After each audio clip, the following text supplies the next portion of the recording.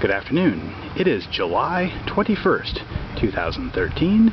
This is Jason Horak reporting on the Dodge Daytona electric vehicle. Today is my mother's birthday, so I'm going to be taking her over to Newfield Falls, over in Newfield, New York, and that's south of Ithaca, roughly about 30 minutes away, give or take.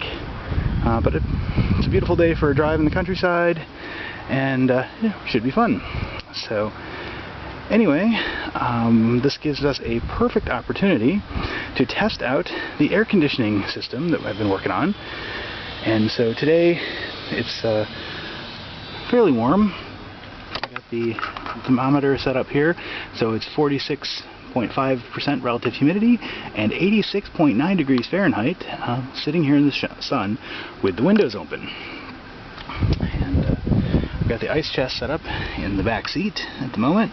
The reason for this is that the cord isn't quite long enough. I haven't done the wiring in the car to permanently set up a cigarette lighter plug in the trunk, so I'm just going to plug it into the actual cigarette lighter, which is there in front of the shifter.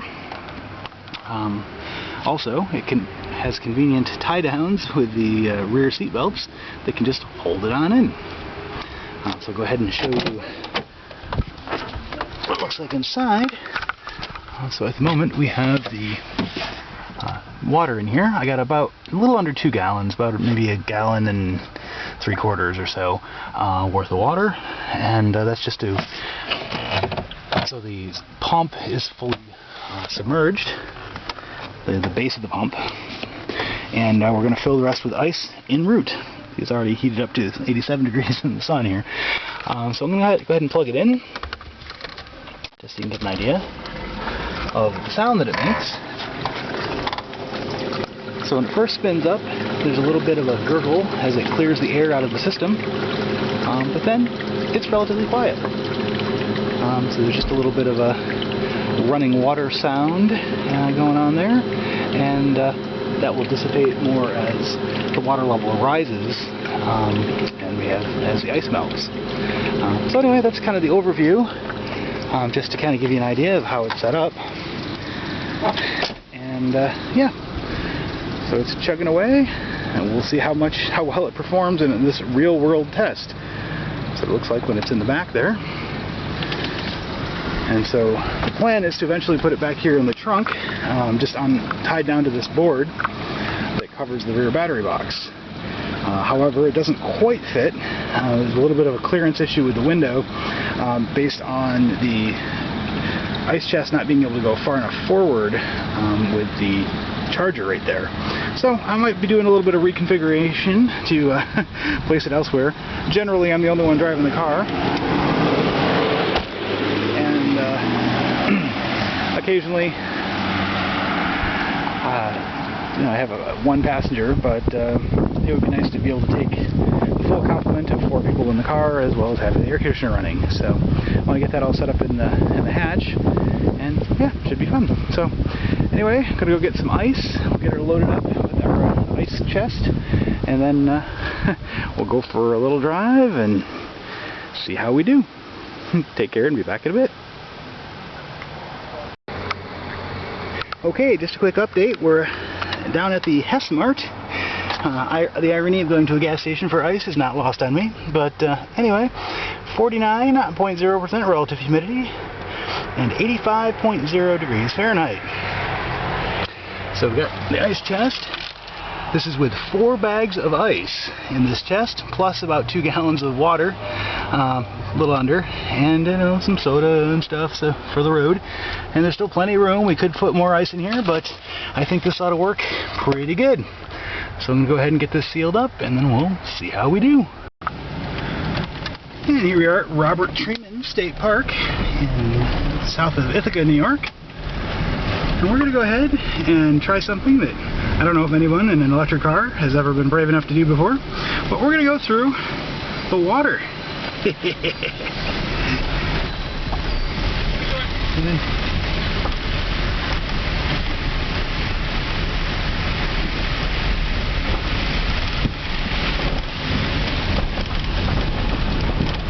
And we survived! Yay! Here we are, July 21st, Mom's birthday. Yep. Yep. Robert Freeman State Park.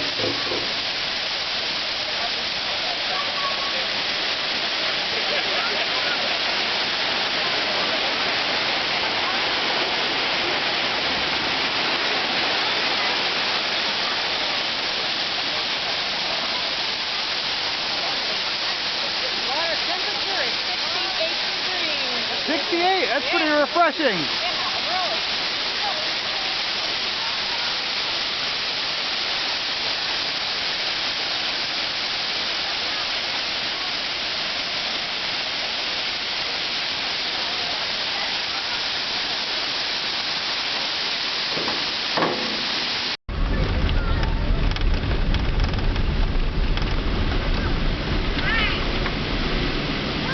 If a Prius can make it, I'm sure we can.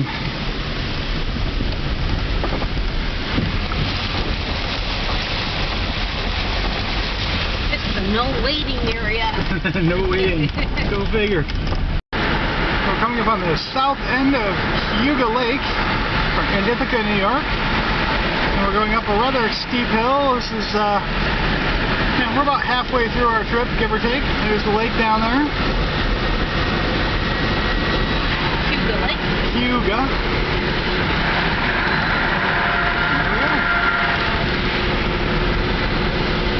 Can't really see much without the tree line. Probably have a break here in a second, but yeah, it's pretty substantial hill.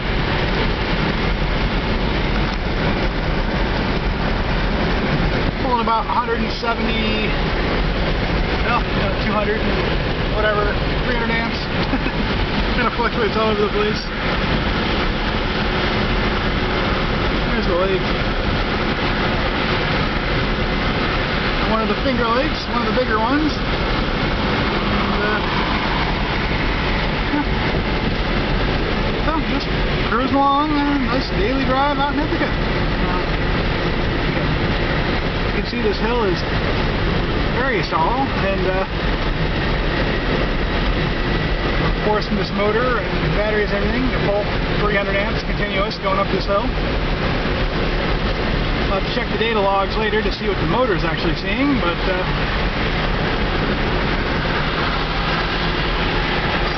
doing good. Still climbing.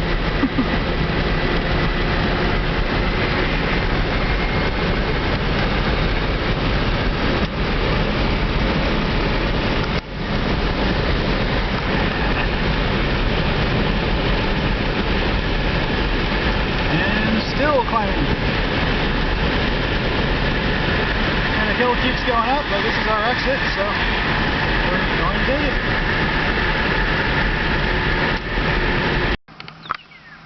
Okay, so here we are on our return trip from Ithaca. We're kind of taking the back roads over hill and dale just for the fun of it. But I just wanted to kind of show you a little bit of central New York driving in the country. And it's kind of one of my favorite little stretches of road. It's kind of fun for EV driving. And here we go. This is Elm Street Extension.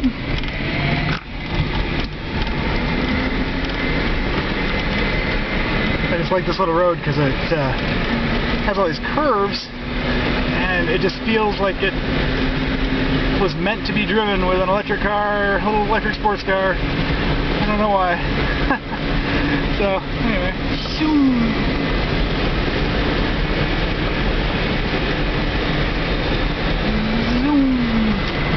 this was a lot of fun in the middle of the winter when the roads were all covered in snow and slush and ice.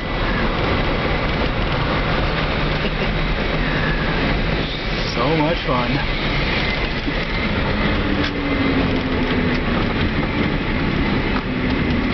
Now we're going to go up this giant hill, Lafayette Road, and so we're at 126 amp hours consumed out of our pack, and 175, give or take, is empty. That tricky shifting while holding camera operation. We're just pulling on up this hill, no problem at all. Can't see where my batteries are sagging, but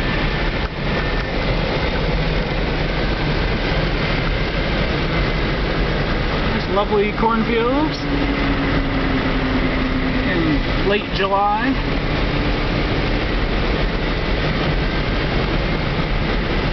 And that's what it's all about.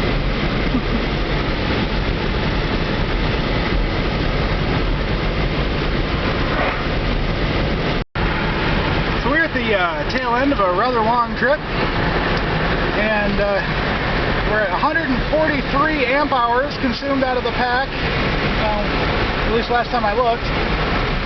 And now we're tooling along the highway at, see, 75-ish, pulling a lot of power out of the pack. And I was just kind of curious how far the pack was going to sag. Unfortunately, I can't really dump it here because there's other traffic in the way. But, so yeah, we're hovering around 183, and this is a voltage display. And we'll see here. So I'm going to pedal to the floor, 720 amps, pulling out of these 4 little batteries, 160 amp volts. That's not too bad. Just kind of curious how far they were going to sag after they're fairly depleted. You know, so we're in the last, I'm not even sure, out of 175 amp hours, we're at 140 something consumed, and the batteries are still going strong. So without any draw on them, as you can see, they're bouncing back up, 189.2, 189.3, and 189.5. I'm going to have to actually accelerate again, but so the cells don't seem to care. They seem to be holding up extremely well, and I can't do the quick math to figure out what that works out to as far as average voltage per cell, but you know, divided over all 60 cells in the pack, that's still remarkably good considering the amount of miles that we've spent. So as we come up here to the stoplight, I should be able to check some things, namely what our amp hour total is. So yeah, we're at 149.1, and you know, as you can also see, the fuel gauge says we're in full tank, which is because the calibration is off on the little EV Works unit, so I'm going to have to kind of futz with the calibration. Now that the pack is getting down to relatively close to empty, I may drive it all the way to very close to empty, just kind of driving around the block a bunch of times or something, in order to then try to calibrate this thing so that when we go to the convention,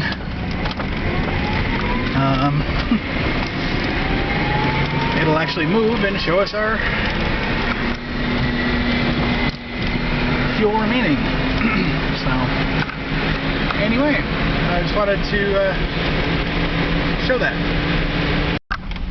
Well, because my trip meter resets every time I turn off the key in the ignition, I have no idea how far we actually went today. The final mileage was 168,660, but I failed to check it before we left, so I really have no idea. According to the JLD 404, we've done 152.8 amp hours thus far, and like I said before, I think I'm going to punish the pack a little bit and go down a little further. But we're at 190 volts and the resting voltage, and we'll see how far it kind of bounces back up just sitting here. So anyway, I also noticed that my laptop battery died at some point during the trip. So I'm curious how far it logged before it kicked out. But yeah, anyway, we'll analyze, crunch some numbers, and see what happens. Okay, so we're back to continue our battery punishment test. We are at 152.9 amp hours consumed. When I looked it up on Google Maps, I plotted the whole course, and it ended up being about 80 miles that we've driven today so far. And so theoretically we have about 10 remaining, if not more. So anyway, what we're going to do is start logging the their Soliton EV display and data logger program. And we're going to, turn on the Soliton. So we're, of course, reset back to 0 on that. And then we're going to go ahead and take a little drive. As you can see, it's kind of gotten dark out. So we're going to have to use our lights and so forth. That'll help use up the power. Also, you'll notice that my laptop is working again. And that's because I've got it plugged in to the same outlet that powers the router that's kind of underneath, behind the center console there. So anyway, so we're charging the laptop off of the battery pack, and we're driving the car, and you know, basically working those DC to DC converters pretty hard.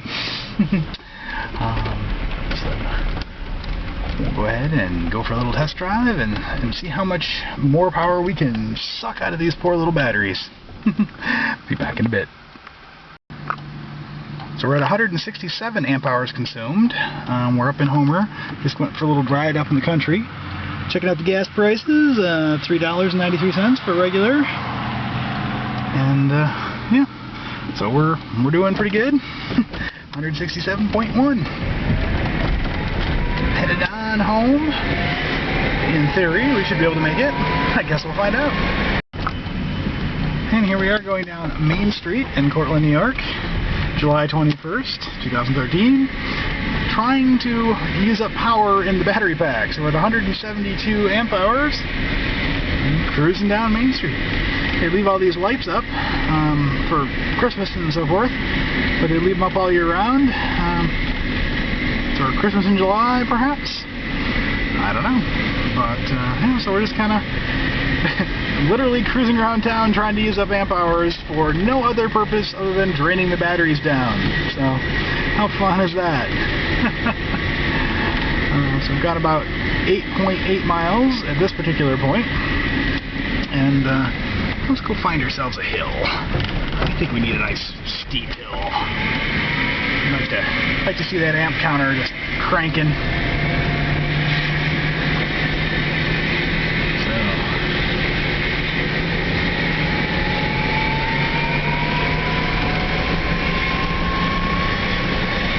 Got full power going up these hills, even with the batteries as weak as they are.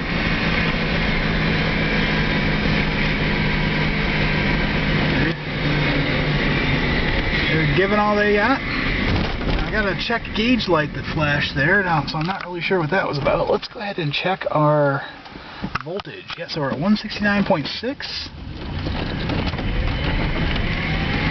We accelerate here, so yeah, they're dropping pretty precipitously. I think we've actually finally gotten to the end of the end of the pack here. So let's go ahead and so now we're on the top of the hill. This way. A couple more accelerations here. Yeah, they're definitely getting down there. I can't remember where I set the Soliton to limit us. 150, perhaps.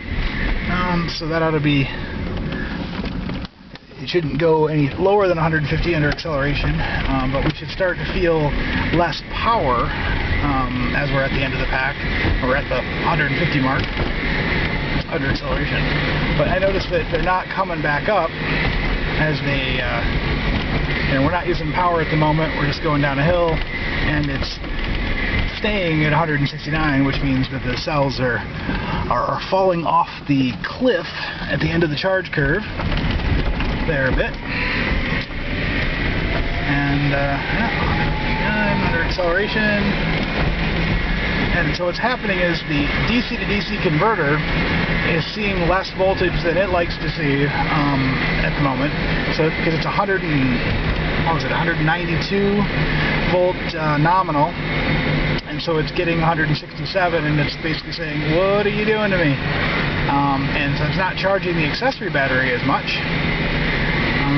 And of course we're running the lights and everything, and the router and so forth. So that's still drawing on that 12 volt system, which is not really being recharged very much because it's not getting power from the DC to DC converters. So I can also tell based on the gauge here, you can see in the bottom left, that is the regular 12-volt system gauge, and it's normally at the middle or a bit higher whenever we're cruising around, as those DC to DC converters are putting out roughly 13.5 volts. They aren't doing that at the moment. So I'm guessing that's probably, what, 10, 11, something like that. So we're kind of running on our accessory battery at this point, as opposed to the DC to DC converters really doing much. But yeah, so that's kind of fun. And, we're going to go ahead and head on home, and then do a final check on mileage and all that other fun stuff that we did today. See, I have a light out. Okay, so here we are arriving back at home. The voltage is showing 160, and then as I accelerate here a little bit, it's dropping down a bit. So again, the Soliton is keeping it at 150 volts. It won't let it go any lower than that. Anyway, so we just put 10.3 miles on the trip there. It was more like 10.5 because I forgot to reset it when we first started. But so the batteries are recovering a bit from just sitting here. So we went 177.5 amp hours. Not too shabby considering these are 180 amp hour batteries, and we still have power at this point. But it is, I can tell by the voltage dropping so much that we are at the end of the useful life of the cell, or the useful power capacity. So what I'm going to do now is run around with a multimeter and test to see where we're at on a few of the cells, most notably the weak cell that last February when I ran that test, or maybe it was April, I forget, but anyway, when I ran that test and that cell was down to less than the rest, when I went 175 amp hours. So we've gone a little bit further today, not too much, but we also had more weight in the car, in the form of a giant cooler in the back filled with ice and water, 4 bags of ice and 2 gallons of water. Plus my mom is here as well, and laptops and other accessories and soda and so forth. So there's more weight in the car than I had before for that other test. But yeah, and we also went over a lot more hills. Speed was less consistent. It wasn't an empirical test whatsoever. But as a practical execution, I think it was kind of interesting. I was also running the air conditioner for most of that, so that's going to affect longevity. But anyway, for 180 amp hour cells, I think it's pretty impressive that they just gave us 177 and are still kicking. And we're going to go do some measurements. Alrighty then. So anyway, this was the totals. Pack voltage is at 167 volts at the end of our little drain them to the end deal, and as you can see, we're at 22.45 amp hours on the laptop, which roughly corresponds to the difference from the 150 whatever it was at to 177. So that's pretty close. Anyway, as you can hear, the DC to DC converters are doing their hissing trick.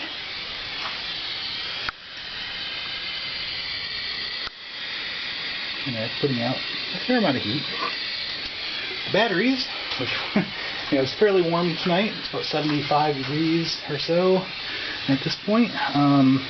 We just ran these batteries a lot. They were covered under the plexiglass, and they're barely warm to the touch. Obviously the straps are nice and cold, but straps are, actually I take that back, straps are a little warm. Not hot, but warm, I mean. Anyway, the little poor maligned cell number 3 that I've beat on quite severely, we're at 2.11, and of course it's coming up because it's sitting here idling and there's no load on it. Maybe we gotta go ahead and put a little load on it? I don't know. But Anyway, let's just check some of the other cells just for fun. See what we got. So this guy right here, we're at 2.86. This one's at 2.89. This one's at 2.86. Alright, 2.77 versus 2.93 on that one. Now these were all bottom balanced, so they're a little bit out of balance at this point. Not really worried about it. Again, they haven't rested, is the thing. So if we let these rest overnight in this very empty state, they're going to all come down in very close to being about the same. 2.93. Just kind of going along here. 2.76. So, you know, they're kind of all over the map, but they're pretty close. You know, within roughly 0.2 of a volt for most of them, except for, of course, our weak cell, which is at, no, that was actually not the weak cell, that was the one next to it, 2.6. This one's the weak cell. So 2.15, 0.16. Again, still coming up as it's resting. But yeah, so that cell is definitely at the end of its capacity, which is fine. You know, we've done this before. We've been down this road. But if we let them rest, that's going to come up to, I'm guessing, right around 2.5, which is basically the empty point that we've determined before. You know, I'll monitor it, let it go, but I don't really want to leave the cells in this depleted state, mostly based on internet lore. You know, they basically have said that leaving the batteries in a discharge state isn't so good for them, so I'm going to heed to that wisdom and charge them up. So we'll go ahead and toss our poor little batteries on the pack. The backpack, I did a little testing there, and it's about the same as the front. You know, 2.8, 6, 2.89, all those kind of things. So anyway, let's go ahead and get this car back on the charger. And so our final was 177.5. You'll note that didn't move at all, even though the DC to DC converters have been drawn this whole time, and you know, the car has still been on, the solid on, and all that. So is what it is. So the charger is only pulling 33.7. Looks like where it's topping out amps from the wall, and that's just, again, as a function of the difference between the pack voltage and the voltage coming from the wall. Let me see if I can go ahead and do a little check here. 177.2. It's already putting power back in. Yeah, and that was our, sorry, 39, 41, 40. So that's how many amps it's putting in. And our voltage is 173.2 and climbing. And that'll climb quite quickly because we're at the off the cliff of the charge curve there.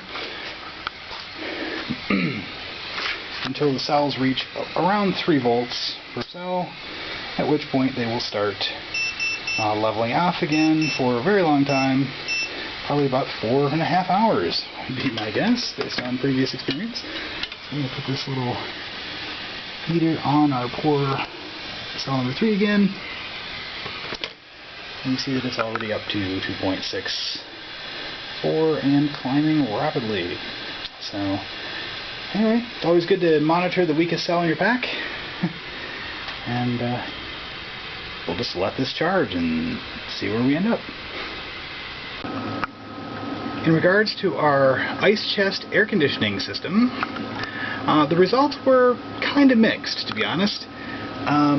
It did work. It did put out cool air the entire time, but the cool air wasn't able to keep up with the heat coming in through the windows as we were driving along in the sun to cool the interior compartment of the car, plus 2 passengers expelling heat, and so forth. So I ended up using the dashboard blower fan, just like normal, and ran that on recirculate mode, just like you would when you're doing air conditioning, and that would move the air around a bit and keep our feet more cool, or keep the passengers a little cooler than just the vent coming out of this unit.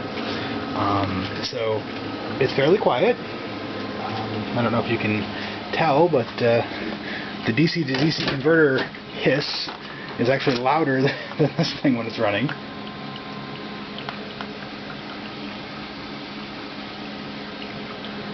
And so there's a little gurgling and so forth. And there we go. Alright, so I unplugged it so that I won't spray water all over the joint, and I turned the light on so we can actually see what's going on here. As you can see, all the ice is melted, and it's now just ice cold water, or close to ice cold water. But at this point, plug it back in again.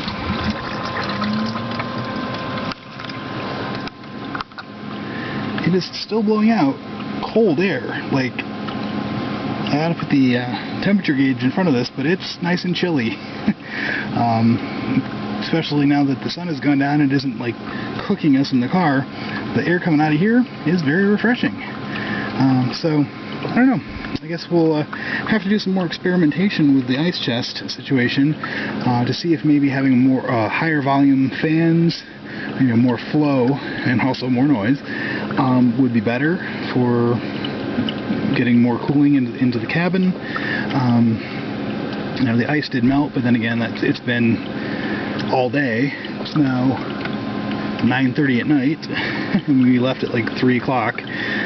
So 6 hours later, the ice is melted, still cold, still putting out cool air, and I ran it for most of the time during the trip, including when we had the windows open, just because it didn't matter. It was cool enough today that we didn't actually need air conditioning, and it was actually nicer to have the air movement of having the windows open than bothering with just trying to run the air conditioner. So anyway, I'm going to do a better, more scientific experiment with this, probably involving just shutting up the car, putting it out in the sun like I did before with the other car, and taking it from whatever the ambient temperature is at that point and to see how much it lowers it, just without any other factors. Us getting in and out of the car and driving along. I don't know. There's just so many different things going on that it was not very scientific today.